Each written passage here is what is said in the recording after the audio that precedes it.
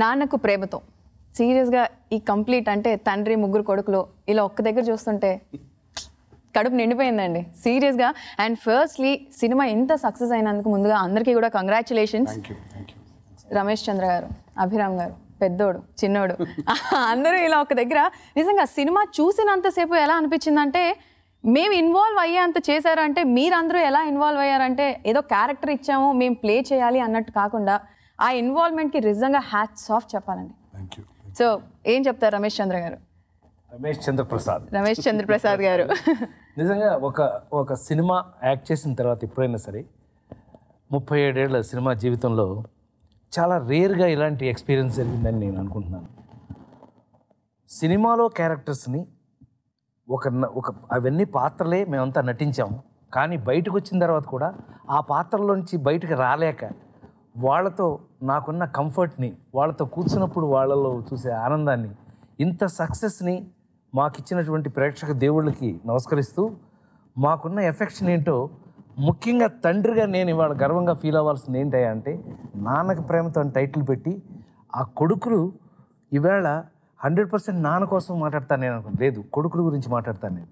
ఈవేళ నేను ఇంత గర్వంగా ఈ సక్సెస్ని తీసుకోవడానికి కారణం నా కొడుకులు అంటే ఈ ముగ్గురు.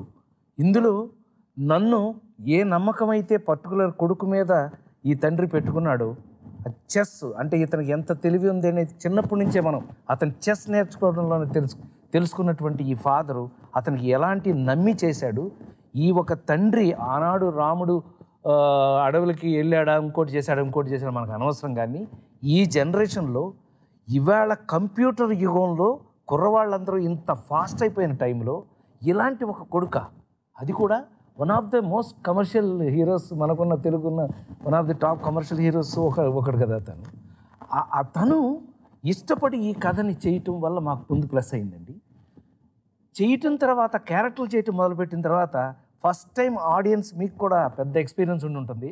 ఆ సినిమాలో చూసిన వాళ్ళు బయట అలాగే కనిపించి ఇక్కడ రాజేంద్ర ప్రసాద్ లేడండి, తారక్ లేడు, రాజీవ్ కనకాల లేడు, లేకపోతే శ్రీనివాస్ లేడు, ఇక్కడ ఒక తండ్రి ముగ్గురు కొడుకులు. ఆ అటాచ్మెంట్ మళ్ళీ మేము మీ ముందు అలా కనపడుతున్నామంటే నాకు నిజంగా చాలా గర్వంగా ఉందండి. ఇది నిజంగా సక్సెస్ అయిందని ఇప్పుడు నమ్ముతున్నాం మీ అందరూ. ఎన్టీఆర్ గారు and Nannaku Prematho this is your 25th film. యాక్చువల్గా ఇదే ఒక సెలబ్రేషన్, జూబ్లీ, సీరియస్లీ. అండ్ మీరు చాలా ఇంటర్వ్యూస్లో చెప్పారు అంటే ఈ సినిమా నా మనసుకి చాలా దగ్గరలో ఉంది అని చెప్పేసి. అంటే అలా అనడానికి ఏంటి రీజన్? ఇట్స్ బికాజ్ ఏం లేదండి, ఫిలిం సినిమా నాకెందుకు దగ్గరైంది అంటే తండ్రిని ప్రేమించిన వ్యక్తులు ఉండరు. తల్లిని ప్రేమించేప్పుడు మనకి చాలా మాటలు వస్తాయండి. తల్లి ప్రేమకి చాలా మాటలు చెప్పొచ్చు మనం. తండ్రి ప్రేమని మనం మాటల్లో వర్ణించలేము. తల్లి కూడా తన ప్రేమను అలాగే మన మీదకి చూపిస్తుంది, తండ్రి తన ప్రేమ అలాగే చూపిస్తారు. మనం ఎలాగైతే మాటల్లో చెప్పలేమో తండ్రి తన ప్రేమను కూడా మాటల్లో చెప్పలేడు. అలా నాకు చిన్నప్పటి నుంచి కూడా రాజీవ్కి బాగా తెలుసు, మా నాన్నగారు ఎప్పుడు కూడా ఆయన ప్రేమని మాటల్లో ఎప్పుడు వ్యక్తం చేసేవాళ్ళు కాదు. కేవలం ఆయన కళ్ళల్లోనే, ఆయన ఎప్పుడు ఇది అని పర్టికులర్గా చెప్పరు. ఆయన చెప్పే విధానంతో మనకు అర్థమవుతుంది అనమాట. ఎగ్జాక్ట్లీ నాన్నకు ప్రేమతో కూడా ఎప్పుడైతే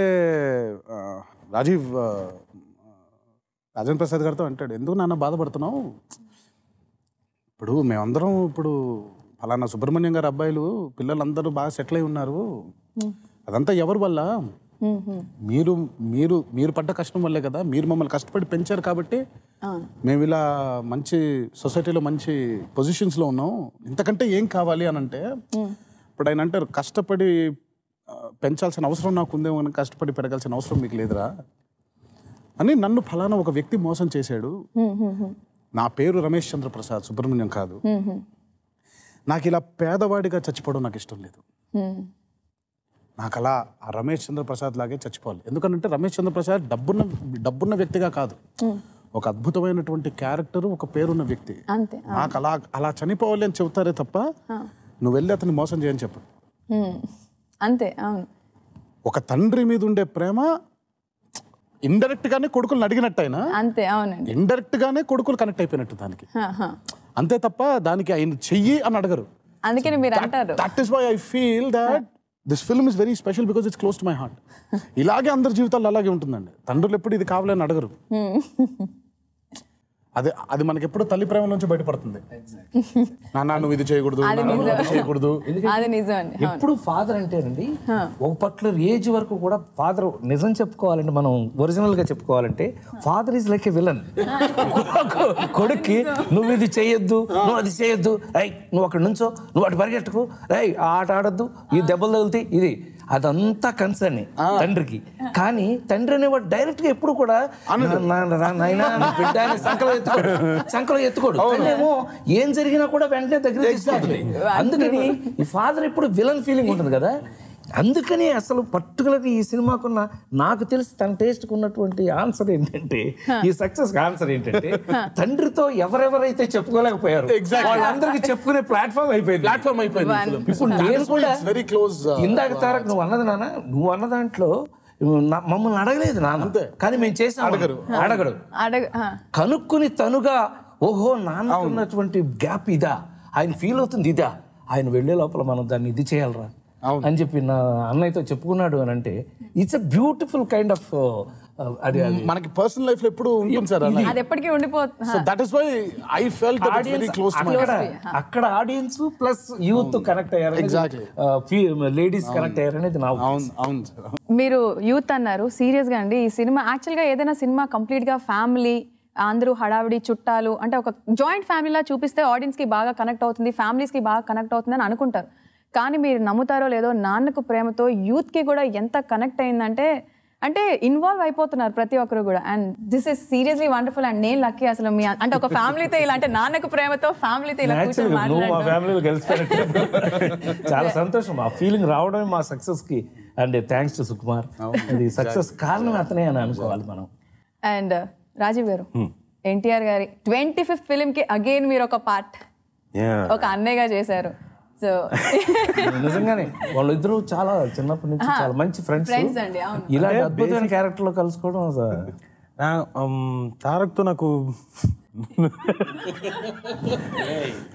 చెప్పు రాజా ఆగు చెప్పలే. తారక్తో ఏంటంటే నేను వింటున్నా, సర్లే ఒక నిమిషం. తారక్తో ఏంటంటే అండి 15 ఏళ్ళ నుంచి దగ్గరగా చూసిన వ్యక్తిని. ఇప్పుడు ఆ పర్సన్ ఎమోషన్స్ అవన్నీ అంటారు కదా, is a basically very emotional person. మరి నువ్వేంటి? నేను అదే, అందుకే కదా మరి హీజ్ అంటే మరి విఆర్ అనాలి. హీ అంటే నేను స్పెషల్ అన్నట్టు నువ్వు కాదే. We are emotional person. సో అదే కరెక్ట్. ఫ్యామిలీ కానివ్వండి, లవ్, అఫెక్షన్ ఇవన్నీ తనకి సునాయాసంగా చేస్తాడు. ఈ పర్టికులర్ సినిమాకి నువ్వు అంటే ముందు ఆల్రెడీ కథ చూచాయిగా అలా చెప్పాడు. నాకు ఎప్పుడో ఇంటి దగ్గర ఉన్నప్పుడు ఎమోషనల్గా ఫీల్ అయిపోయిన తర్వాత దిగిన తర్వాత నాకు ఫస్ట్ డే నాకు కొంచెం కంగారుగాను. రాజా నువ్వు కంగారు పడకు, ఆగు ఒక్క నిమిషం, నువ్వు కంగారు పడకు, 2 minutes ఆగు. కాదు ఆగు. తను నాకు బాగా హెల్ప్ చేశాడు. నువ్వు ఇది అర్థం చేసుకో సుకుమార్ గారిని. ఇలా ఫస్ట్ డే నా ఫస్ట్ సీన్ కొంచెం కాసేపు ఇబ్బంది పడ్డాను, అంటే ఇన్వాల్వ్ అవ్వడానికి. దానికి బాగా హెల్ప్ఫుల్. అంటే ఆ రిలేషన్షిప్ అంటారు చూడండి, యూజువల్గా యాక్టర్స్ చేయగలుగుతాం, అందరితో చేస్తాం. బట్ ఇక్కడ ఉన్న కొంచెం ఓ ఫ్రెండ్షిప్ లెవెల్ కొంచెం అంటే అందరితో ఉంది, బట్ ఇతనితో అందరికీ తెలుసు ఎక్కువ. అది నాకు బాగా హెల్ప్ అయింది. తను ఈజీగా కనెక్ట్ చేసి దా అని చెప్పేసి సీన్స్ చేసేటప్పుడు కూడా పెద్ద కష్టపడలేదు నటించడానికి. ఎందుకంటే చేసేవాళ్ళు ఉన్నప్పుడు ఎదురుగా ఈజీగా చేస్తాం. సో ఆ విధంగా ఈ సినిమాలో మా తమ్ముడు అభిరామ్, మా ఇంకో తమ్ముడు అవసరాలు శ్రీనివాస్ గారు తొక్కలేదా పడుకుంటే పక్కన ఎవరు వచ్చి పడుకున్నారు. అబ్బాయి ఎవరబ్బా డిస్టర్బ్ ఒక అరగంట ఆగి చూస్తే తారక్ నా పక్కన